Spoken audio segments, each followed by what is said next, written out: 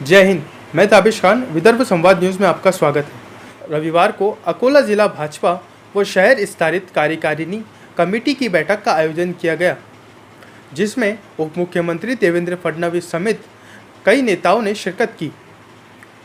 पंजाबराव कृषि विद्यापीठ स्थित दीक्षांत सभागृह में आयोजित कार्यक्रम का उद्घाटन इतक्या वेगानं फॉर्म भरणं सुरू झालं की सर्व्हरच क्रॅश झाला। 3-4 दिवस बंद होतं। आम्ही सांगितलं काळजी करू नका, ऑफलाईन फॉर्म द्या, तेही फॉर्म आम्ही स्वीकारू। माझी भारतीय जनता पक्षाच्या कार्यकर्त्यांना एवढीच विनंती आहे, आपली योजना आहे, म्हणजे हे जे सावत्र भाऊ आहेत हे किती नटवरला आले बघा, रोज योजनेच्या विरुद्ध बोलतात आणि स्वतःचं थोबड लावून माझी लाडकी बहीणचं पोस्टर देखील हेच लावतात।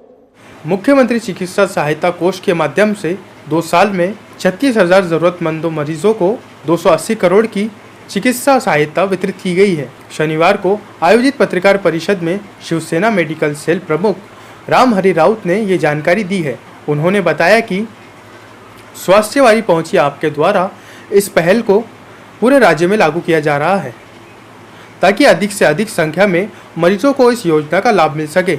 इस मौके पर शिंदे सेना नेता गोपी किशन बाजीरे, निरीक्षक योगेश जानकार, जिला प्रमुख श्रीरंग पिंजरकर आदि सहित अन्य उपस्थित रहे।